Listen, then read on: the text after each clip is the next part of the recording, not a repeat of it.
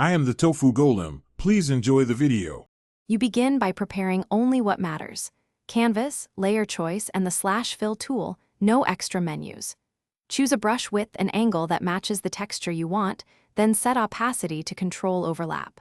Once done, create a test stroke on a spare layer to verify scale and spacing. Make sure snapping or guides are enabled for consistent placement. This first action establishes rhythm and range, so you'll spend less time correcting later and more time filling efficiently. Now move into execution.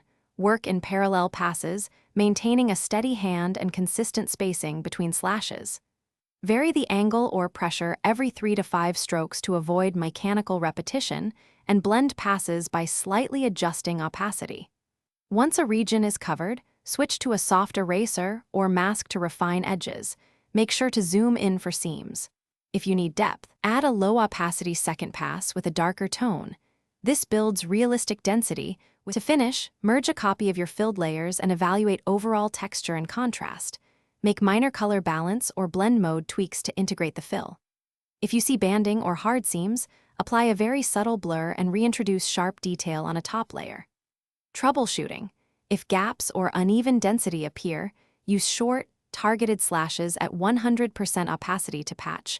Work from the edges inward and sample nearby tones. This keeps repairs invisible and preserves the natural look.